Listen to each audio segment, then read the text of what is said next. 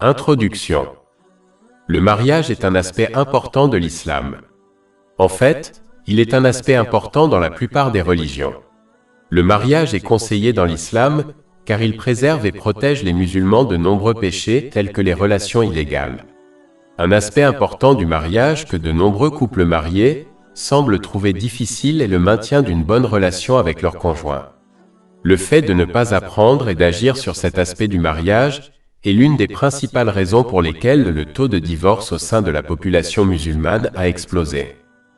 Les couples mariés ne trouveront jamais le véritable bonheur ni la paix dans leur foyer s'ils ne vivent pas ensemble de manière bienveillante. Allah, l'Exalté, a ordonné une bonne compagnie entre un couple marié car elle aide à maintenir les différents aspects de la vie qu'ils rencontreront, comme l'éducation des enfants, et elle leur apportera le bonheur. Chapitre 4 en Isa, verset 19. Et ne leur faites pas de difficultés pour reprendre une partie de ce que vous leur avez donné, à moins qu'ils ne commettent une infidélité manifeste. Et vivez avec eux dans la bonté. C'est un commandement d'Allah, l'Exalté. Par conséquent, quiconque transgresse ce commandement commet un péché. Et quiconque s'efforce de l'accomplir pour l'amour d'Allah, l'Exalté, sera grandement récompensé pour ses efforts. En fait, Allah, l'Exalté, a ordonné aux musulmans qui divorcent de se traiter mutuellement avec gentillesse.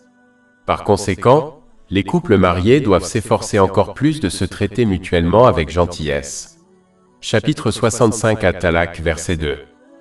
Soit les conserver à des conditions acceptables, soit les céder à des conditions acceptables. Par conséquent, ce court livre abordera certains aspects du maintien d'une bonne relation avec son conjoint. Intention. Le premier aspect de la bonne entente au sein d'un mariage est que le musulman doit toujours avoir de bonnes intentions envers son conjoint. Il n'est pas possible pour un couple marié de se traiter avec gentillesse et d'être heureux ensemble sans avoir de bonnes intentions l'un envers l'autre. Chapitre 2 Al-Baqarah, verset 231. Et quand vous divorcez d'avec une femme et qu'elle est sur le point d'atteindre son terme, retenez-la à des conditions convenables ou libérez-la à des conditions convenables. Ne la gardez pas pour lui faire du mal et pour lui faire du tort. Quiconque fait cela se fait certainement du tort à lui-même. Quand un couple marié a la bonne intention de se rendre heureux, Allah, l'Exalté, les guidera vers l'amour et le respect mutuel. Cela a été indiqué dans le chapitre 8 Al-Anfal, verset 70. Si Allah sait qu'il y a du bien dans vos cœurs, il vous donnera quelque chose de meilleur que ce qui vous a été pris. Il est essentiel que le mari et la femme aient une bonne intention l'un envers l'autre, car cela se manifestera dans leurs actions. Une fois que cette intention changera, Allah, l'Exalté, changera la relation qu'ils partagent. Chapitre 13 Ar-Ra'd, verset 11. En vérité, Allah ne change pas l'état d'un peuple, jusqu'à ce que celui-ci change ce qui est en lui-même. Cette relation deviendra alors difficile et tendue. Chaque fois qu'une personne a une bonne intention, cela purifiera son cœur spirituel. Lorsque son cœur spirituel est purifié, le reste de son corps le sera également, comme sa langue. Cela a été conseillé dans un hadith trouvé dans Sahih Muslim, numéro 4094. Cela fera que chaque aspect de leur mariage fera un grand pas vers la bonté et le bonheur. Discours aimable. Le deuxième aspect lié à la bonne compagnie dans le mariage est la parole. Comme l'intention est un aspect intérieur de la bonne compagnie, la bonne parole est l'aspect extérieur de la bonne compagnie.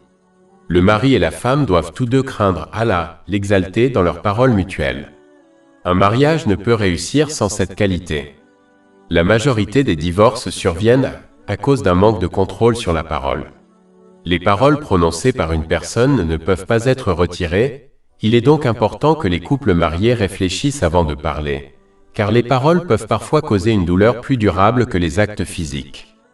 Ils doivent agir selon le hadith global et de grande portée du saint prophète Muhammad, que la paix et les bénédictions soient sur lui, trouvé dans le Sahih Muslim, numéro 176. Il conseille à une personne de dire de bonnes paroles ou de rester silencieuse. Chapitre 33 Al-Ahzab, verset 70. Ô vous qui croyez, craignez Allah, et prononcez des paroles justes. Les bonnes paroles profitent aux couples mariés dans ce monde et dans l'autre. En revanche, les mauvaises paroles non seulement nuisent à leur mariage, mais elles conduisent au mal dans l'autre monde. Par exemple, le saint prophète Mohammed, sur lui la paix et le salut, a averti dans un hadith trouvé dans Jami at-Tirmidhi, numéro 2314, qu'il suffit d'une seule mauvaise parole pour faire plonger une personne en enfer le jour du jugement. Les époux doivent utiliser un langage aimable lorsqu'ils s'appellent. Il est important qu'ils s'adressent l'un à l'autre uniquement de manière aimable. Même si plaisanter tout en restant fidèle à la vérité n'est pas interdit par l'islam, il est préférable que les époux ne se donnent pas de surnoms méchants. Même si les époux peuvent penser qu'il s'agit d'une plaisanterie, il viendra certainement un moment où l'un des époux ne sera pas d'humeur à plaisanter, et l'appeler ainsi à ce moment-là ne fera que les mettre en colère. Il est donc préférable de toujours s'adresser l'un à l'autre de manière aimable, tout en restant modeste, surtout devant les autres. S'adresser à quelqu'un d'autre de manière sarcastique ou moqueuse ne peut qu'engendrer de l'inimitié. Avec le temps, cette inimitié peut s'aggraver jusqu'à devenir une cause de dispute, voire de divorce. Il est dans la nature humaine de réagir aux autres de la même manière qu'ils sont traités. Si l'on fait preuve de gentillesse envers les autres, on constatera généralement que les autres lui parlent également de manière aimable. Cela s'applique encore plus aux couples mariés. Il faut aussi faire preuve de gentillesse dans les paroles lorsqu'un couple marié demande quelque chose à l'autre. Un mari ne doit pas demander quelque chose de manière autoritaire, de manière à ce que sa femme se sente plus comme une servante que comme une épouse. Il est communément admis que lorsqu'une personne demande quelque chose de manière aimable, non seulement elle a plus de chances de l'obtenir, mais l'autre personne sera plus heureuse de répondre à son besoin que si elle demandait quelque chose de manière dure et autoritaire. La femme doit également demander des choses de manière aimable, sans surcharger son mari ou sans être trop exigeante, surtout lorsque la chose n'est pas une nécessité. Une femme aura plus de chances d'obtenir ce qu'elle demande si elle demande de manière aimable, au lieu de rabaisser son mari et de remettre en question ses sentiments à son égard lorsqu'il hésite à accéder à sa demande immédiatement. Aucun des deux conjoints ne doit se mettre en colère et prononcer des mots durs si ses demandes ne sont pas satisfaites. Parfois, un peu de temps est nécessaire avant qu'une personne cède à une demande. Il ne faut jamais évoquer les cas passés où sa demande n'a pas été satisfaite. Il ne faut pas non plus prétendre que son conjoint ne se soucie pas d'eux.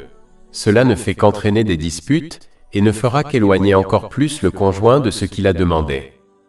Il est important de noter que, pour éviter les disputes et les tensions dans le mariage, aucun des époux ne doit demander trop de choses inutiles à son conjoint. Cette attitude peut devenir pesante, car le mari peut avoir l'impression de n'être rien d'autre qu'un distributeur de billets pour sa femme. Et une femme peut croire qu'elle n'est rien d'autre qu'une servante dans la maison de son mari. Gratitude. Il est important que les deux époux se montrent mutuellement reconnaissants lorsque leurs demandes sont satisfaites. Même si la source des bénédictions est Allah, l'exalté, seul, le saint prophète Mohammed, que la paix et les bénédictions soient sur lui, a averti dans un hadith trouvé dans Sunan Abu Daoud, numéro 4811, que quiconque n'est pas reconnaissant envers les gens ne peut pas être reconnaissant envers Allah, l'exalté. En effet, même si la source de la bénédiction est Allah, l'exalté, seul, il a choisi une personne comme médiateur pour délivrer la bénédiction. Par conséquent, remercier le médium est en fait une manière indirecte de remercier la source de la bénédiction. C'est pourquoi les ambassadeurs des rois sont honorés. Selon le Saint-Coran, lorsque l'on est reconnaissant envers Allah, l'exalté, cela nous permet de recevoir davantage de bénédictions. Chapitre 14 Ibrahim, verset 7. Et rappelez-vous quand votre Seigneur a proclamé « Si vous êtes reconnaissant, je vous augmenterai certainement sa faveur ». L'une des façons dont Allah, l'exalté, accorde davantage de bénédictions à quelqu'un est lorsque celui-ci témoigne sa gratitude à Allah, l'exalté, et à la personne qui lui a accordé la bénédiction. Ainsi, dans le cas d'un couple marié, se montrer reconnaissant l'un envers l'autre les amènera à répondre davantage aux demandes de l'autre, ce qui entraînera une augmentation des bénédictions. Être observateur. Il est important que chacun apprécie l'humeur de son conjoint avant de lui parler. En d'autres termes, s'il constate que son conjoint est fatigué, malade ou de mauvaise humeur, il est important qu'il choisisse ses mots avec encore plus de sagesse, car parler au mauvais moment conduit souvent à des disputes. Dans des situations comme celle-ci, se donner un peu d'espace peut avoir un effet positif énorme sur le mariage. Il ne faut pas demander des choses inutiles à l'autre dans ces situations, car il est moins probable que le conjoint obtienne satisfaction et plus probable que la conversation mène à une dispute. Argument. Les gens ne sont pas parfaits, et un couple marié aura des disputes tout au long de son mariage. En fait, aucune relation n'est exempte de disputes. Il est important d'utiliser un langage aimable pendant les disputes, car il est rare que quelqu'un accepte sa faute et accepte la vérité lorsqu'on lui parle de manière dure. En fait, la dureté ne fera qu'éloigner davantage une personne de l'acceptation de sa faute et du changement pour le mieux. Souvent, celui qui traite les autres durement cause plus de problèmes que la chose initiale qui a conduit à la dispute, même s'il a raison. Tout comme certaines vérités ne doivent pas être dites, si elles peuvent offenser quelqu'un, une personne qui a raison ne doit pas non plus utiliser la dureté pendant les disputes. Avoir raison ne donne pas à quelqu'un le droit d'utiliser la dureté dans ses propos. Cette attitude ne fera que faire grandir l'inimitié au sein d'un couple marié. De plus, il est préférable de laisser tomber certaines choses qui ne sont pas obligatoires à admettre ou à comprendre, au lieu de se disputer à leur sujet avec son conjoint. Dans la plupart des cas, ignorer les choses conduit à un plus grand bonheur que de toujours faire des reproches et de se disputer avec son conjoint sur chaque petit problème. Certaines choses qui sont importantes, comme les devoirs obligatoires, doivent être abordées et discutées même si cela conduit à une dispute. Mais dans des cas comme celui-ci, il faut toujours utiliser des mots gentils car une issue positive est plus probable avec cette technique. Trop de critiques, même constructives, peuvent conduire à l'inimitié. Une personne sage comprend que la majorité des gens, surtout de nos jours, n'apprécient pas d'être critiqués de manière constructive. Cette habitude ne peut qu'engendrer de l'inimitié au sein d'un couple marié. Il est acceptable de critiquer de manière constructive de temps en temps, car cela aide l'autre à s'améliorer en tant que musulman. Mais il ne faut pas en faire trop. Cela doit être fait de manière aimable et au moment opportun. Dire la bonne chose au mauvais moment peut entraîner d'autres problèmes. La gentillesse dans les actes. Un autre élément de la bonne compagnie au sein d'un couple marié est le traitement bienveillant. Une personne doit faire preuve de bienveillance envers son conjoint non seulement par ses paroles, mais aussi par ses actes. En fait, le saint prophète Mohammed, que la paix et les bénédictions soient sur lui, a conseillé dans un hadith trouvé dans Jami at-Tirmidhi, numéro 3895, que le meilleur homme est celui qui traite sa femme avec bienveillance. Par conséquent, un musulman ne parviendra jamais à perfectionner son caractère tant qu'il ne traitera pas son conjoint avec bienveillance, même s'il traite les autres avec respect et bienveillance. Les droits de tous doivent être respectés. On ne peut pas espérer réussir en respectant les droits de certains membres de la famille et en ignorant ceux des autres. Un vrai musulman s'efforce de respecter tous les droits qui lui sont assignés par Allah, l'exalté. Dans un hadith trouvé dans Jami at-Tirmidhi, numéro 2003, le saint prophète Mohammed, que la paix et les bénédictions soient sur lui, a indiqué que la chose la plus lourde dans la balance du jour du jugement sera le bon caractère.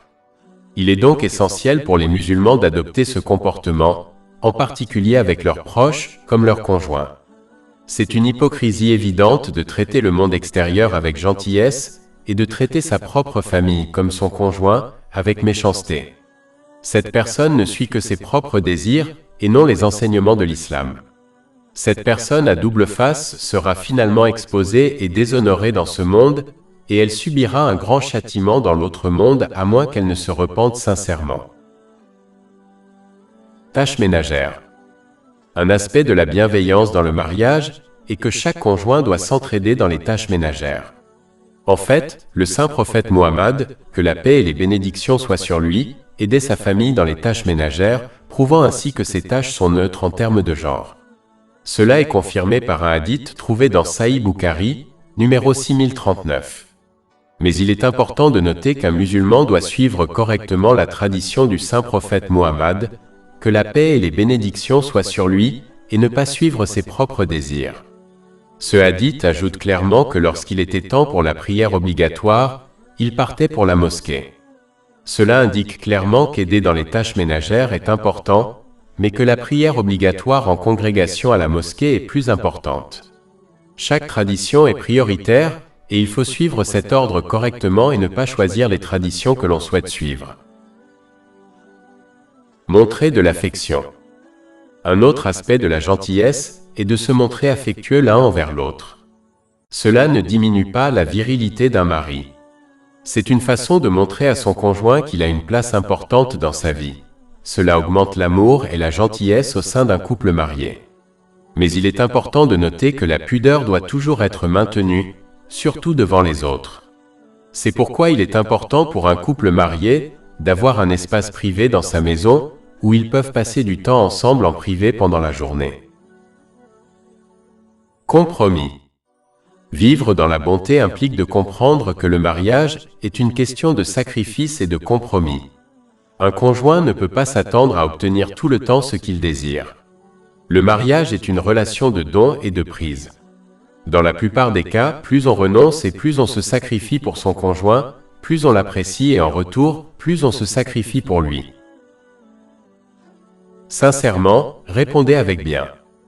Même si son conjoint fait preuve de mauvaise manière, le musulman ne doit pas lui répondre de la même manière, car ce n'est pas le signe d'un véritable musulman.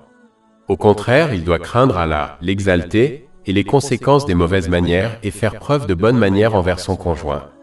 Cela ne fera qu'élever son statut dans ce monde et dans l'autre. Et même les pires des gens finiront par apprécier cette réaction de la part de quelqu'un, même s'il ne la montre pas. Le musulman doit se rappeler qu'Allah, l'exalter, le surveille et le récompensera dans les deux mondes.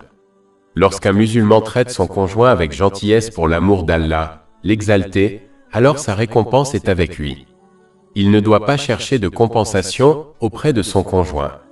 Si l'on désire une récompense d'Allah, l'exalter, on doit agir pour lui et ne chercher une récompense qu'auprès de lui et non auprès des autres.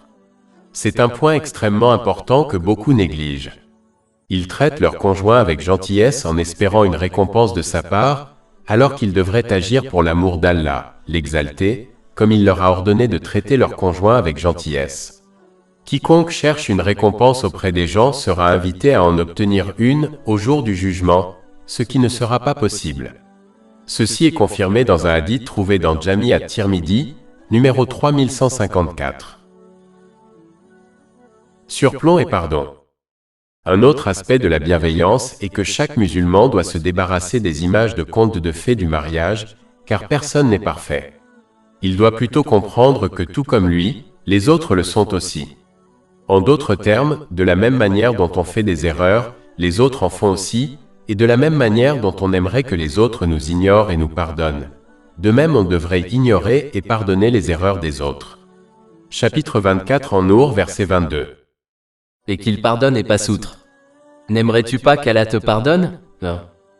C'est encore plus important pour les couples mariés, car ne pas négliger et laisser aller les choses ne peut qu'engendrer des tensions dans leur mariage. Chaque musulman doit apprendre à laisser aller les choses et à ne pas garder rancune en utilisant les erreurs passées de son conjoint contre lui. Malheureusement, cette mentalité est très courante chez les musulmans d'aujourd'hui. Ils refusent de laisser aller les choses et rappellent aux autres leurs erreurs même des décennies plus tard. Cela réduit non seulement leur chance d'être pardonnés par Allah, l'exalté, mais conduit également à l'inimitié et aux difficultés dans leurs relations. Comme un couple marié passe beaucoup de temps ensemble, ce type d'attitude peut être désastreux. Apprendre à laisser aller les choses non seulement fait de l'un un meilleur musulman, et augmente ses chances d'être pardonné par Allah, l'exalté, mais cela crée également du respect et de l'amour pour lui dans le cœur de son conjoint.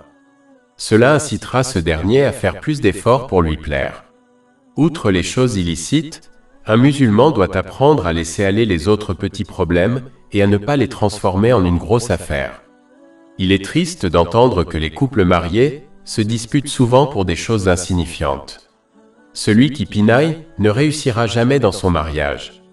Il ne fera que rendre sa vie et celle des autres difficiles. Si Allah, l'exalté, ne pinaille pas, bien qu'il ait la connaissance de toutes choses, les musulmans ne devraient pas non plus le faire s'ils désirent trouver de la joie dans leur relation, en particulier dans le mariage. C'est pourquoi le saint prophète Mohammed, que la paix et les bénédictions soient sur lui, a conseillé dans un hadith retrouvé dans Sahih Muslim, numéro 3645, qu'une personne ne devrait pas détester son conjoint à cause d'une caractéristique qu'il possède, car il pourrait en posséder d'autres qui lui plaisent.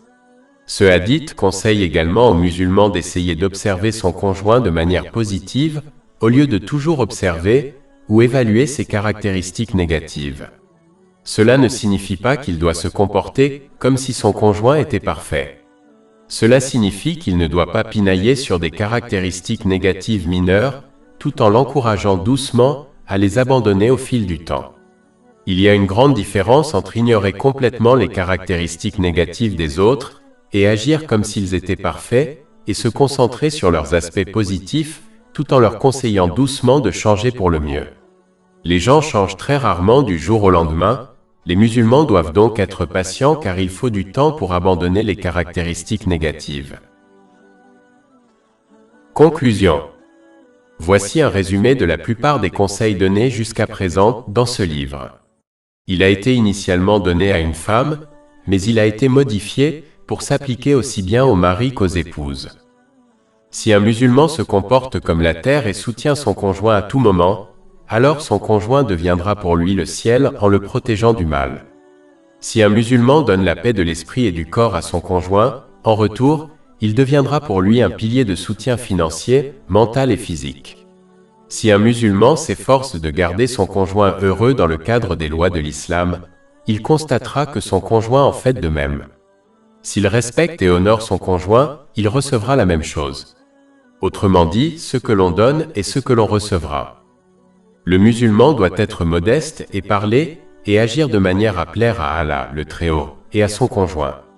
Il doit être satisfait de son mariage et de ce qu'il possède, car c'est la véritable richesse et le bonheur. Il est tout à fait évident, si l'on observe les médias, que la célébrité et la fortune n'apportent pas le bonheur. En fait, la majorité des célébrités finissent par divorcer malgré leur célébrité et leur fortune. Le musulman doit veiller à se parer pour son conjoint tout en évitant l'extravagance et le gaspillage, car cela fait partie du maintien de l'amour qu'il partage. Il doit toujours être conscient de l'humeur de son conjoint et parler et agir de manière appropriée, car des disputes peuvent survenir, même si la bonne chose est dite au mauvais moment, par exemple, lorsque l'on a faim ou que l'on est fatigué. Le musulman doit apprécier la valeur de l'argent et ne pas le gaspiller, car cela est détesté par Allah, le Très-Haut, et détesté par un conjoint qui craint Dieu. Le couple marié doit donner la priorité à l'éducation religieuse et à la formation de ses enfants dans les domaines matériels et religieux. Cette éducation renforcera le lien qui les unit. Un musulman doit essayer de satisfaire les demandes raisonnables de son conjoint tant que cela ne remet pas en cause les commandements d'Allah, le Très-Haut. Car renier constamment son conjoint peut conduire à la colère et aux disputes. Tout ce qui se passe entre eux doit être gardé secret, car révéler des secrets peut briser la confiance entre un couple marié. La seule exception est lorsque l'un demande conseil à l'autre. Mais même dans ce cas, cela ne doit pas devenir une affaire publique et ne doit pas être divulgué à trop de personnes. Un musulman doit, dans la mesure du possible, essayer de refléter les émotions de son conjoint. Par exemple, il ne doit pas être ouvertement heureux lorsque son conjoint est triste, car cela peut faire croire à une personne que son conjoint ne se soucie pas de ses sentiments. Un musulman doit apprendre à se sacrifier et à faire des compromis pour le bien de son conjoint dans les limites de l'islam, car cela incitera son conjoint à s'efforcer de le satisfaire. Une bonne façon de se rappeler de tout cela est qu'un musulman doit traiter son conjoint de la même manière qu'il aimerait que son conjoint traite sa bien-aimée. Par exemple, un mari doit traiter sa femme de la même manière qu'il aimerait que son gendre traite sa fille.